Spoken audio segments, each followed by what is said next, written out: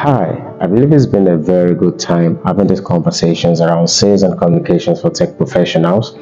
And I'm welcoming you to this other module, to this sub-unit under this module, which is basically going to be talking about uh, active listening and giving back reviews in tech teams.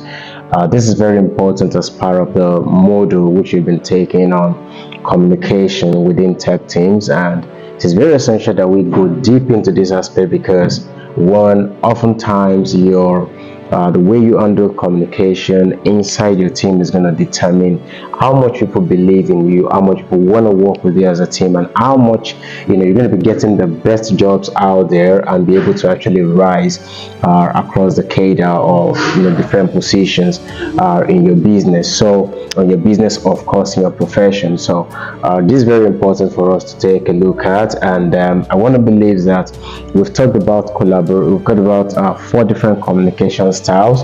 We've talked about the collaborative communication style, the pragmatic communication style, talked about the visionary, right? So basically we've talked about all this communication style, and now whether you are a pragmatic person or you're a collaborative person, this particular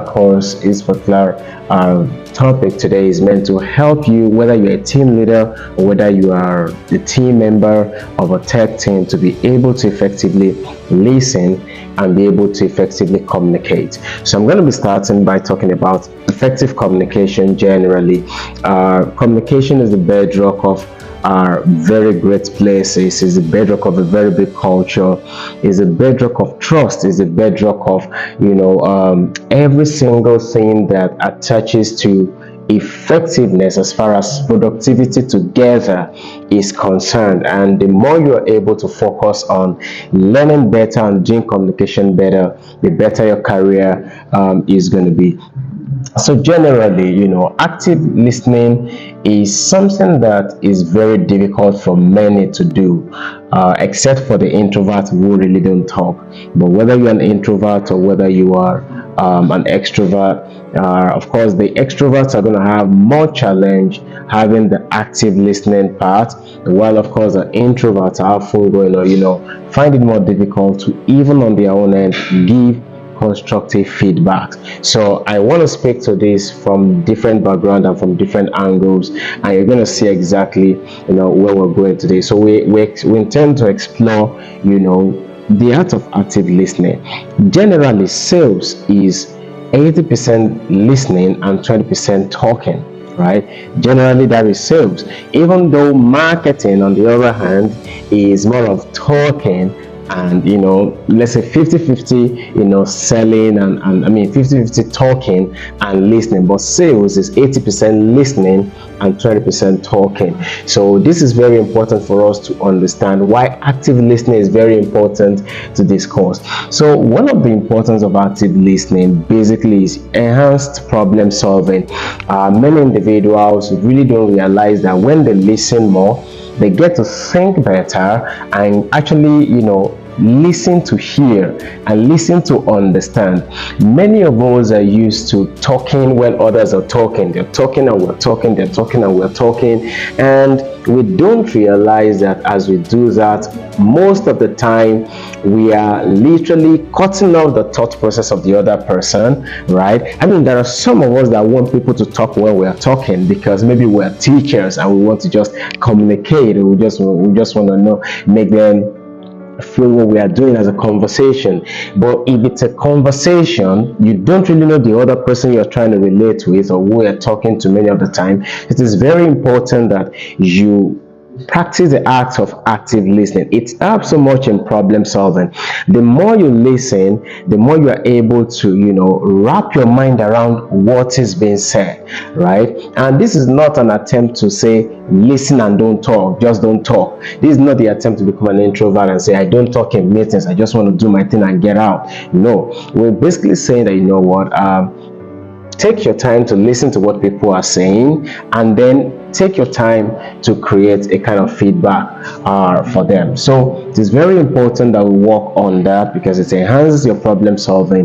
The other advantage of active listening basically is improved collaboration. Collaboration is easier when you know that somebody is listening to you and they're not just talking because they think they know it all, right? It helps you, it actually fosters a very solid relationship.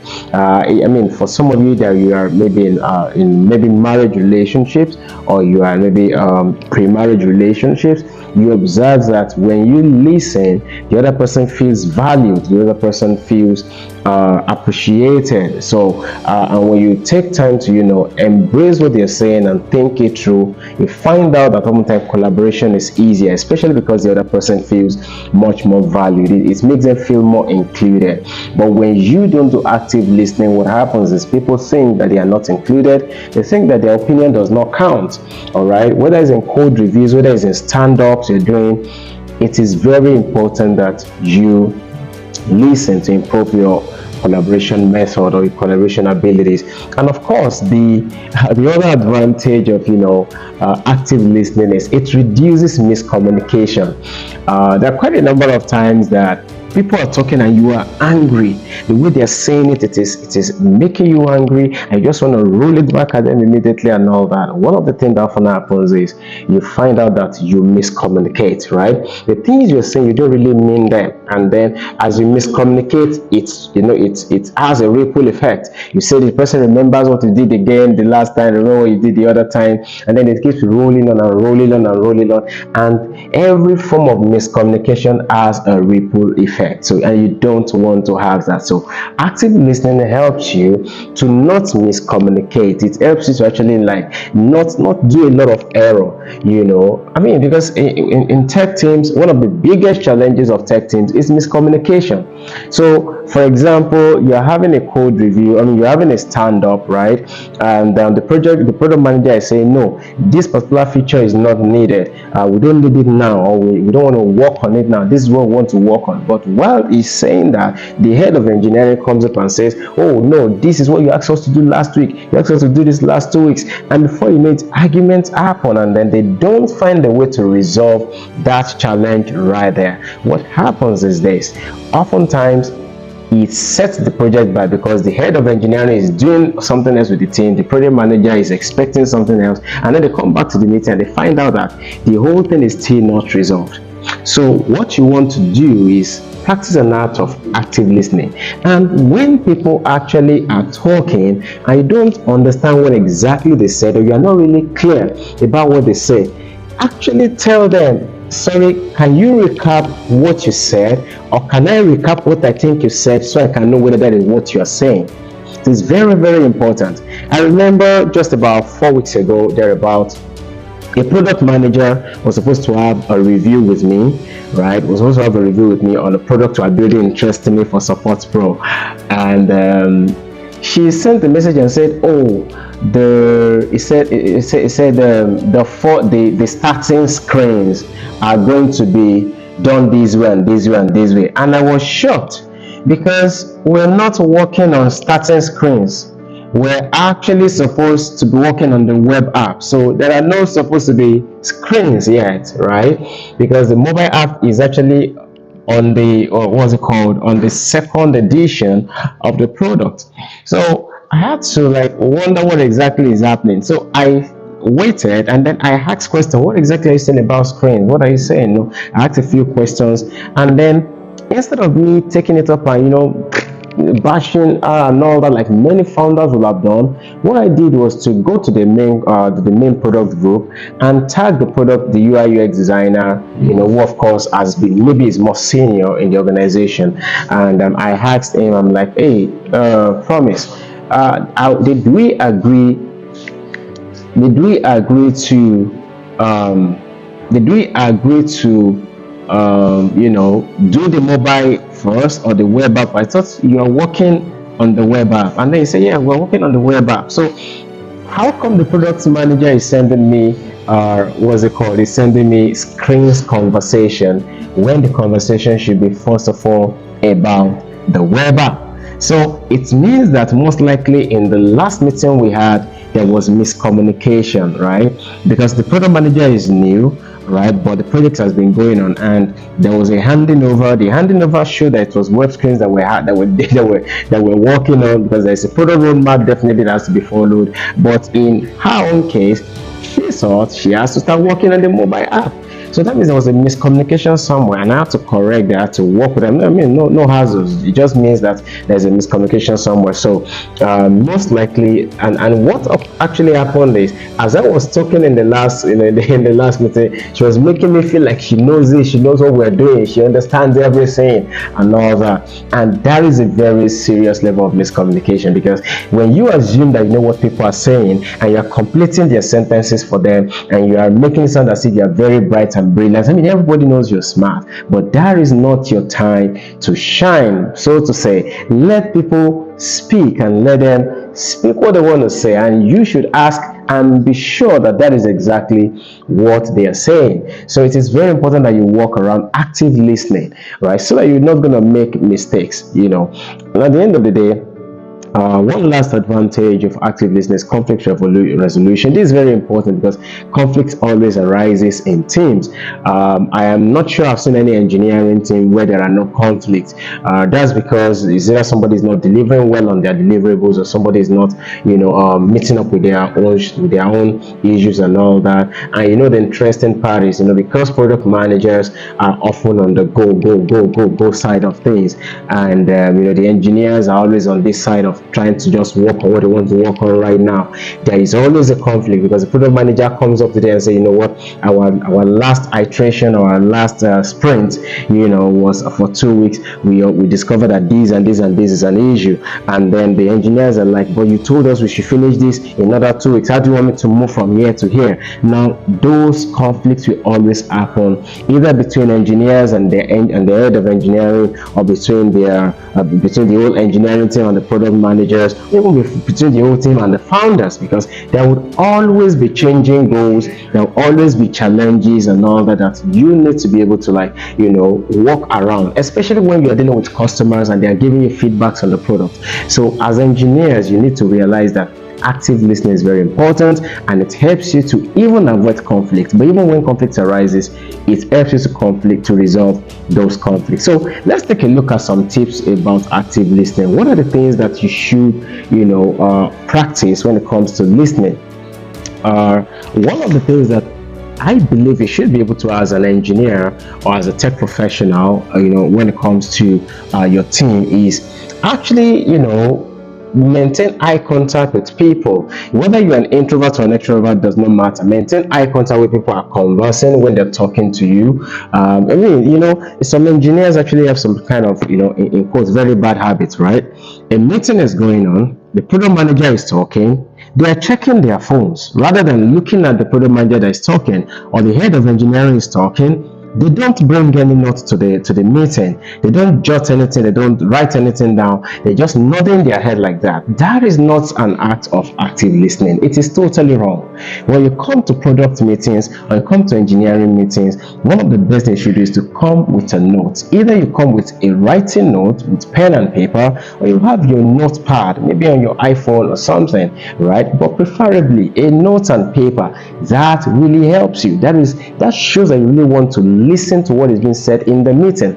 But many don't do that. They come to the meeting, they don't jot anything down. You find out that the head of engineering reaches out to them 2 or 3 days later, and they've literally forgotten everything that was discussed in the meeting. They've forgotten the fact that, this code base has to be done this way, this has to be done this way. No, listen, I know that every tech professional assumes they are very intelligent, and of course they are intelligent, they are smart.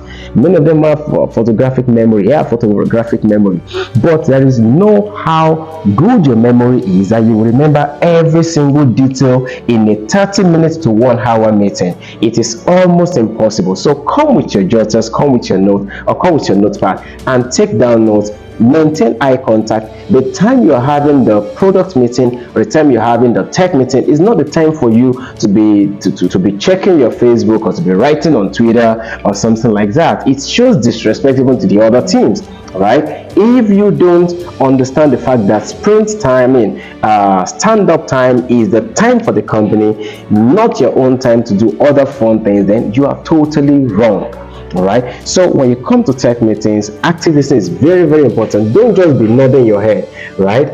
Basically, what's it called?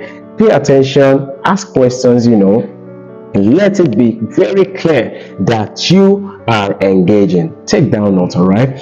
Now, refrain from interrupting the person that is speaking. Now, somebody says, okay, what if I want to ask a question? So this is why your note taking is important.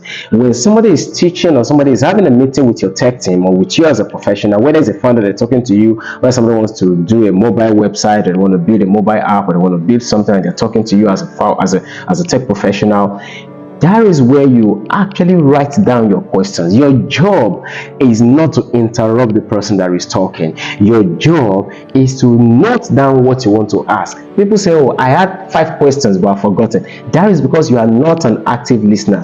Active listeners take notes, and active listeners jot down their questions so they can ask when the time is right. All right. Allow the person to finish. When you disrupt people in their thought process, especially when there is not, have you observed that meetings where the speaker gets interrupted all the time, the meeting extends and elongates beyond the normal timing? It goes from 15 minutes to 30 minutes, from 30 minutes to 1 hour, thereabout. Why not allow the speaker to finish what they want to say? Note down your questions, jot down your questions, put it down somewhere. I've had a lot of meetings where someone says, oh, and I had 5 questions, I've forgotten 3, let me ask 2. It means that you are not an active listener. Sorry if that affects you, but it simply means that you don't have the skill for communication, which is listening. All right. Listening implies that you want to hear, you want it to sink and understand, and you want to take notes to actually ask more for clarity.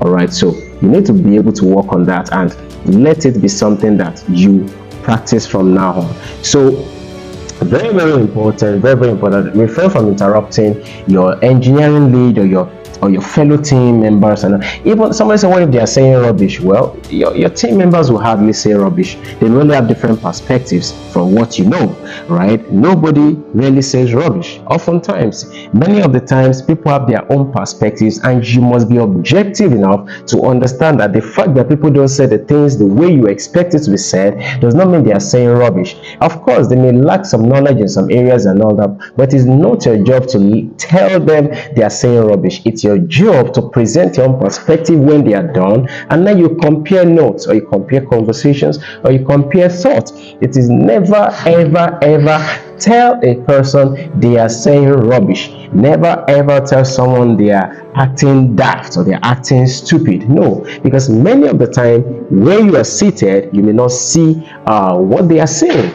They often see different things in different ways because you are not the wisest person on earth. So why should you actually think some people are foolish or stupid, and you want to tell them right there what they're saying is rubbish, John? What they're saying cannot work. It's fire based. I mean, is that how fire based works? No, now you are not. Don't let people appear stupid. All right. So take time, take notes, and when they're done, you say, okay, you know what, you mentioned something the other time, and I think that this is exactly how it works. So what do you think? Right? That is how to communicate. Right? I have been in meetings where the head of engineering is saying a number of things, there are microservices and all that and so on. I'm like, okay, thank you for everything you've said. What about if we think about it this way? Say, oh, I didn't even look at it that way. Yeah, so you need to look at it this way because I'm the one putting down the money, right? So I mean, at the end of the day, you just need to be an active listener. And one of those tips, like I said, is refrain from interrupting the speaker. Let them finish. Raise up your hand if you have a question, but note down your questions to ask when they are done. All right. The next thing that is very important is, when people have spoken to you, maintain the act of let us have a summary, or can I summarize what you said? So you can paraphrase or summarize, so you can be sure whether you heard them right. Something happened, last week. I was in church, and I got an instruction from my pastor. They said, "Oh, tell Mr. So and so that the Bible reading, I mean, it has been communicated before, but just for confirm, so tell so person that the Bible reading is so and so." So what I did not know was that he actually mentioned John. I had Job. Interesting, right? He mentioned John and I had Job. So, but because it was in the middle of the service, so I mean it was at the beginning of the service, so I thought I had. So I went, but in my mind, I wasn't so sure whether I had John or Job, right? So I went back and said, Sir, did you say Job 5:28 or John 5:28? He said, I said John 5:28. I said, oh, I just said I should ask because I wasn't so certain that I had you right. And that means I am a good communicator because I went back to check. Now imagine that I didn't ask for summary and I gave the scripture to the person that I was supposed to give it to, and that person goes to the altar to go and read that exact wrong verse. What's going to happen? Because oftentimes Bible reading in church is supposed to be a precursor to the sermon, right? Oftentimes. So the question is, should I have, would I have made a mistake of letting the whole church listen to a wrong Bible reading because I didn't hear well, right? And it's not my fault. John and Job sounds the same to an extent, right? So you want to walk around a number of things. When people have spoken, maintain the act. Again, don't let this just be theoretical. This is very, very practical. Maintain the act of asking, sir, is this what you said? Or Femi, I'm not sure if I heard you right. Is this what you said? All right. You want to always do that as much as possible. Now the last thing is, not the last now. The next tip for active listening is ask open-ended questions, all right, to encourage further discussion. Don't just do closed conversation. When people have spoken what they want to speak or what they want to say, ask open-ended question. What are your thoughts on if we use this architecture for this project? Don't just come and say, I think this is what we should do. No. Right? You don't necessarily want to enforce your opinion on your team members all the time, right? Because many times you can come across as always overacting, always imposing, right? So what you want to do is ask open-ended questions. My thoughts are that we should use so kind of infrastructure for this product. What are your thoughts on that, right? So when you say what are your thoughts, it allows people to actually go wild in their thoughts and come back, of course, within the frame of time is very important, that is made available. All right, so ask open-ended questions, and ensure that people are actually able to make very solid conversation around the topic that is being discussed. Last tip for active listening is limit distractions by putting away devices and gadgets and focus on the conversation. When you don't put away gadgets, you will see a message coming, you see a text coming. When you are in meetings with people, limit the level at which you hold devices around you. It is very, very important, especially for tech people. We have a lot of gadgets. We have an iPod, we have an iPod, we have an earphone, we have a mobile phone, we have a tab, we have a laptop, we have a Mac Air. Drop them aside when you are in team meetings, right? And focus on the conversation. That is one of the most important tips for active listening. All right, now let us take a look at part 2 of this conversation, which is the art of giving feedbacks. All right, the act of giving feedback is very important because see, it is not just about you talk, it's not about people talking to you. You also have to talk back.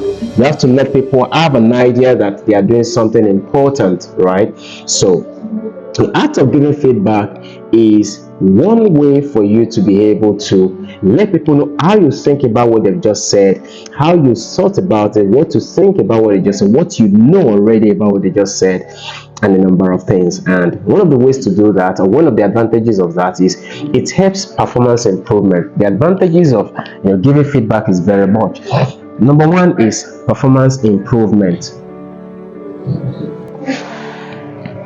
All right, so one of the advantages of giving feedbacks in a very constructive manner is it helps performance improvement. Well-structured feedbacks helps individuals identify their strengths and their areas of improvement. So when people say something to you and you don't feel like that's the right way to do it, communicate it back to them and let them feel like, okay, yes, so I should do it better this way, right? I do that a lot. I ask my teams, what more will you want me to improve on? What do you think about what I said? And when someone says, what do you think about this? I am always free to also tell them what I think. So learn the art of giving feedbacks, it actually does a lot in performance improvement. The number two thing is actually helps with motivation and recognition.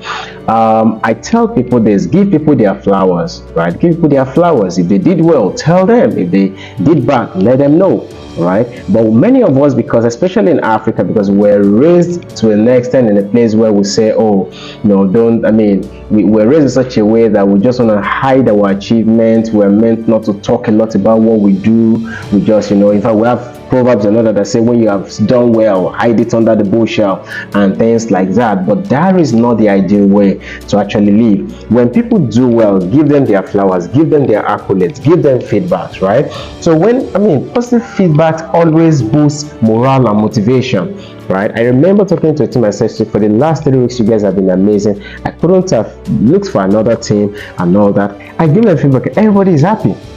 But the day that they also don't do well, I will let them know that, guys, you dropped the ball, but we have to do better, right? So positive feedback can boost morale and motivation. And while, of course, constructive criticism, can also offer a path for development. So let people ask and say, okay, sir, what do you think we should do?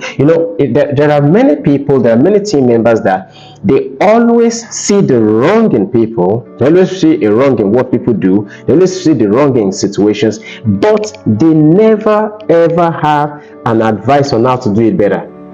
Oh, all of us have done rubbish. I've done rubbish. What exactly is the meaning of this? Okay, yes, I agreed. We have done something bad. Not rubbish. We have done something bad, or we've wrongly performed here. But what are the ways we should go ahead? With every criticism you give, have an effective alternate way out, right? Or an alternate way forward. If you don't have a way forward, don't have a culture of criticizing, all right? If you are the one that always just, this one is not working, this one is bad, this one is this, and that is all you ever say, you never find a way to advise on what to do better. You are a chronic critic. That's what you are. If that's all you always do, you just criticize people, you don't give an alternate way out, you don't talk about what better can be done, you don't even give suggestions what can be done. My own is we don't do well. You are a chronic critic, and you can't do well as a tech professional, because criticism is essential. As a tech developer, you have to have criticism. You have to criticize others. They have to criticize you. But with every criticism should be a constructive way of, one, saying it, and number two, a constructive approach to offering a way out or a better alternative to what you have just criticized. All right.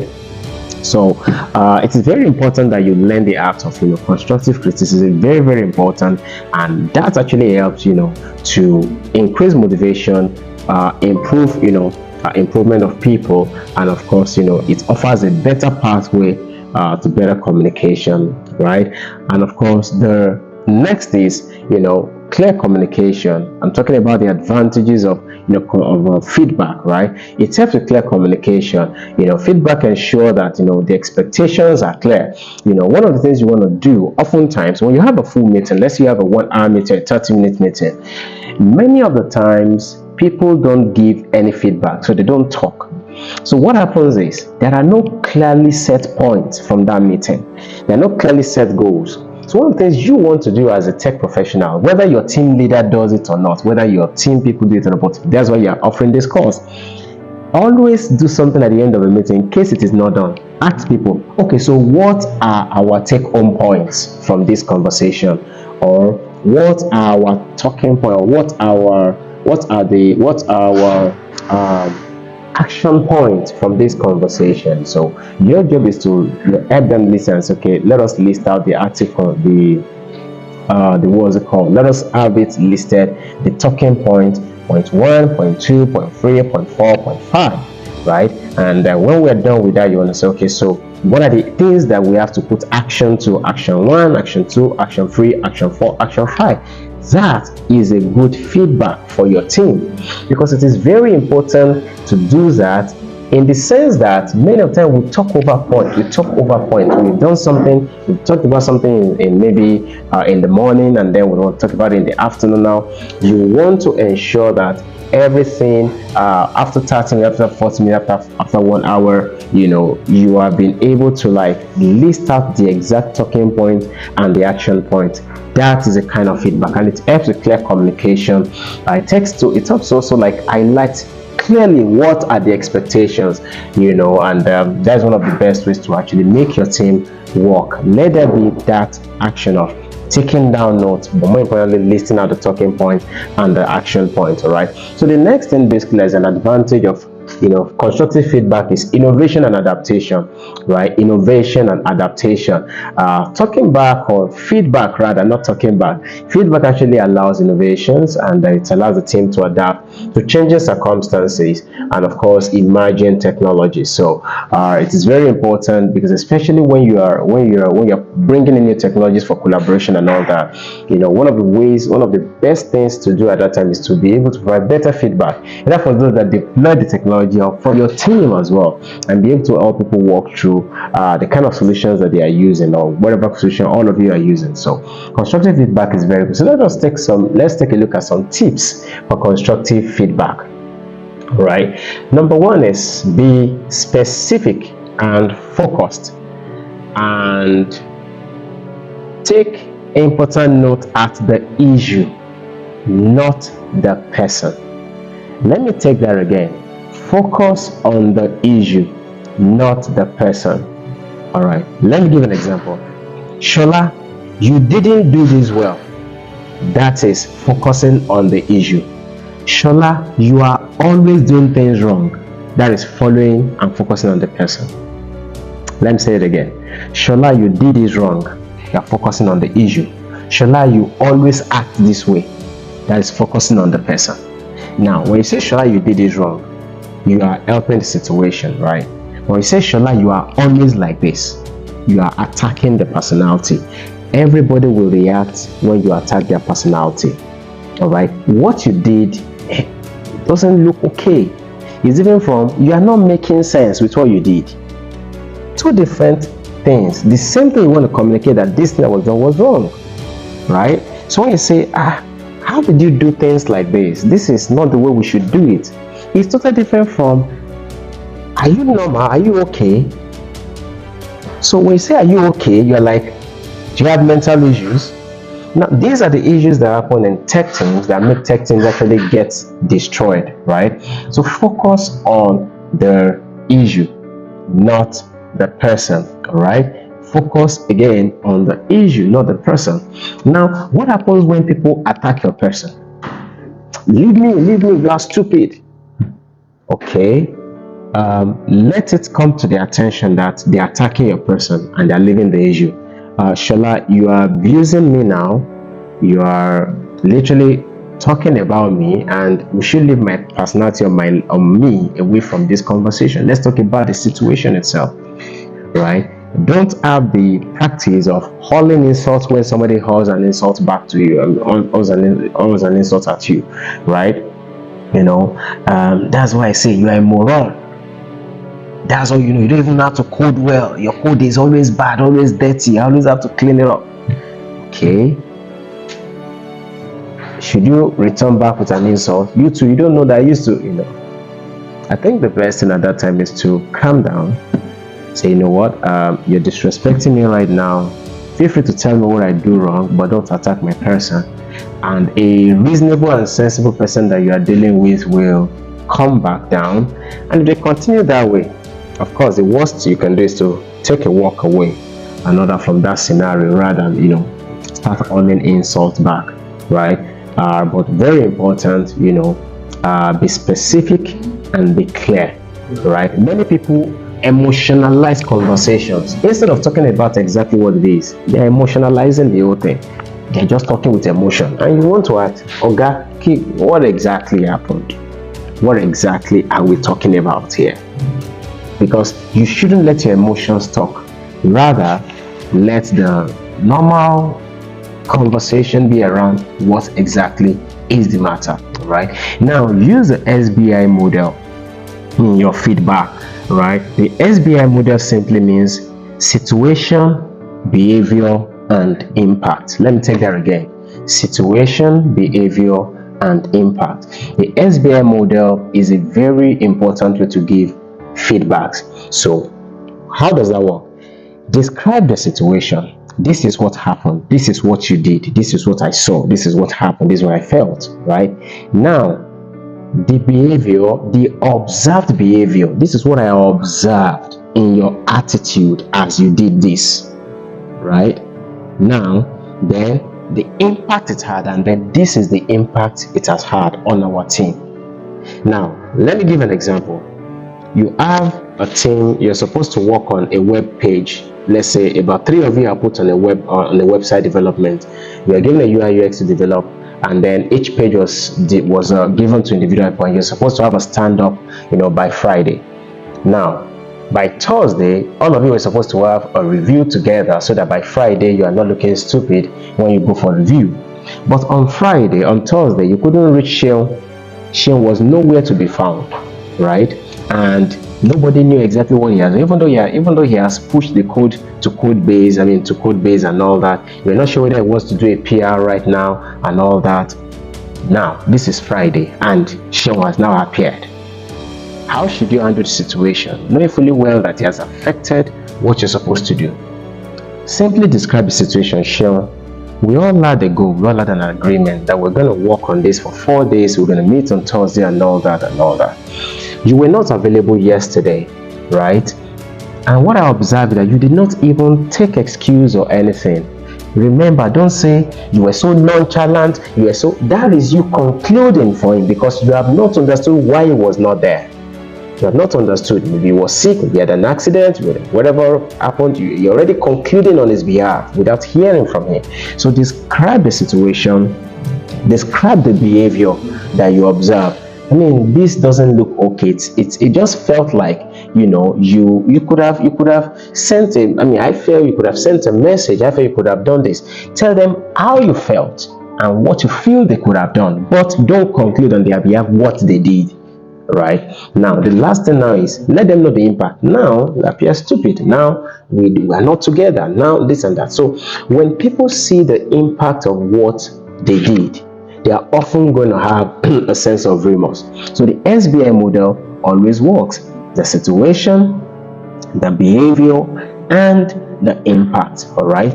If you can be able to go through that, and of course, if you want them to actually offer an apology, ask for it. I would like you to apologize to the team for this and this and that, especially if after you have spoken to us, it doesn't look like you were right. All right. And always allow for the other side of the story, especially when you are dealing with conflicts, right? Or when you're dealing with people's non-performance. Of course, a lot of people always have excuses. There is no power in our environment. There is no this and that. The power went off. Internet was down. Fiber net was doing this and that. And people always have different excuses, right? But of course, if there are already provisions to ensure that should not be the case, always read and say, no, listen. A lot of things have been done for us as a company to ensure that this is not an issue and all that. I still ask that you offer an apology to the team, right? Of course, that is if you're the team leader, right? All right. So you want to ensure that you use the SBI model for effective communication. Very, very important. Don't forget it, the SBI, the situation, the behavior, the impact. Let people see the impact of what they did, right? Next, of course, the next tip is be balanced in your feedback. Be very, very balanced. Don't be biased. It's arguable that we're all biased, but don't be biased, towards yourself. Be balanced in your feedback. Be as objective as possible, and then in your feedback to people, state both their strengths and their weaknesses or the area of improvement. So don't just always knock people, right? Don't just always knock people. No. Talk about their strength. The interesting part is in this thing you did, this was actually okay, right? This aspect was actually okay, reasonably well, but this area was really, really poor. Now, you shouldn't just focus on the wrong of people or the area of improvement alone without actually still updating them on their area of strength, right? So always ensure that you find out what is the good in this situation. right?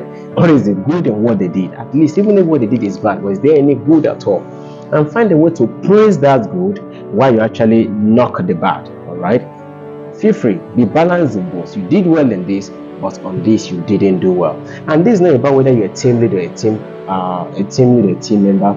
It applies across, but whether you're a team member or you're a team lead, ensure that you are balanced in your feedback. You did well in this, you did bad in this. All right. Oftentimes, ensure that that is something that you do.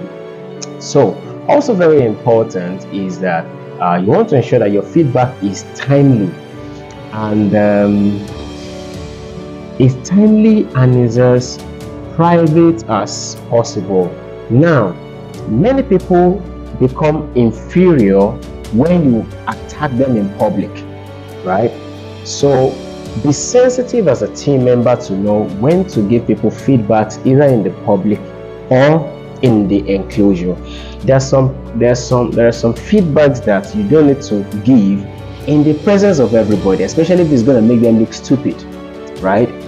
But you can give them a minimal level of that conversation, a minimal level of that feedback at the top level, maybe in the public, and then tell them, what, see me after this meeting, or you can say this way, you wait after this meeting, and then you now go deeper into that. When you give people constructive criticism, you give them feedback privately, and you go as deep as possible, they appreciate it. And when you come in the open and you literally mess them up in front of everybody, anybody's self-esteem will drop down that way. So give feedbacks, but be as private as possible. If you can do everything privately, do it privately. But if you have to do some publicly for the sake of who are there, ensure that you don't at least damage the personality of people that you're giving feedback to.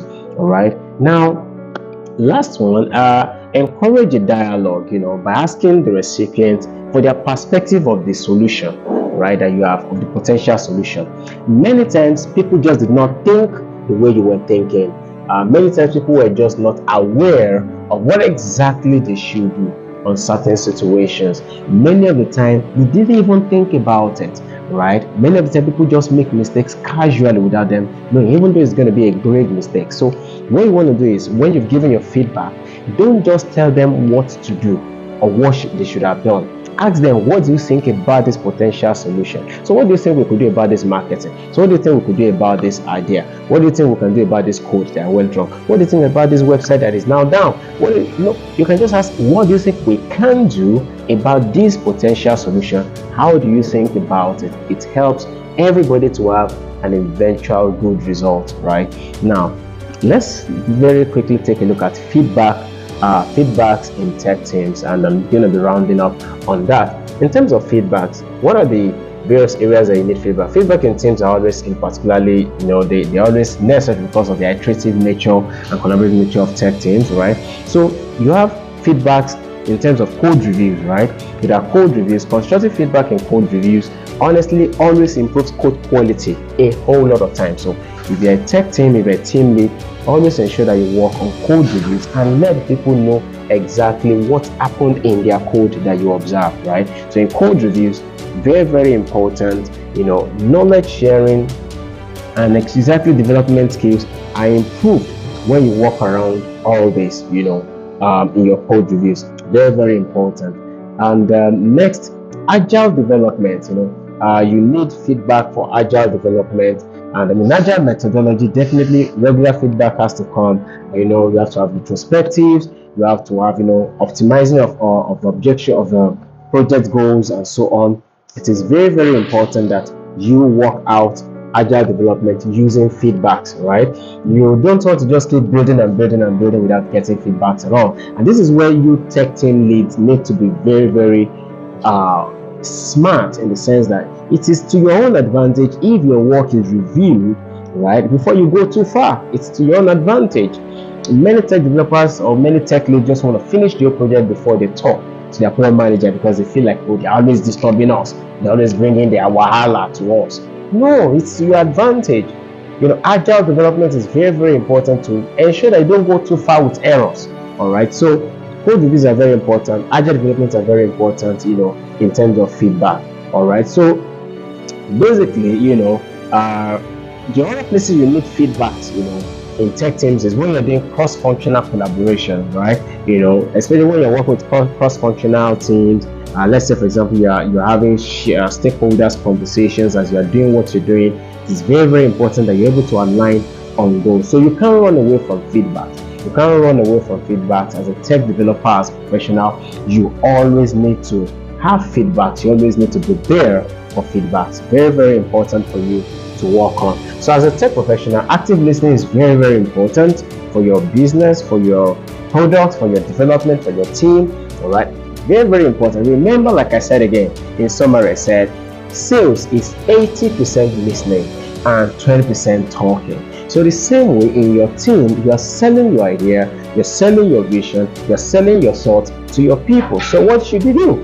80% listening and then 20% talking. However, I don't believe that you should be silent in teams. I believe you should talk as well. So if you're going to talk, let it be that somebody has finished talking and then you're also talking, and you're not abusing people. You're not dealing with their personality. You're dealing with what the situation is. So as a tech professional, actively listening to and providing feedback is something that you need to really develop.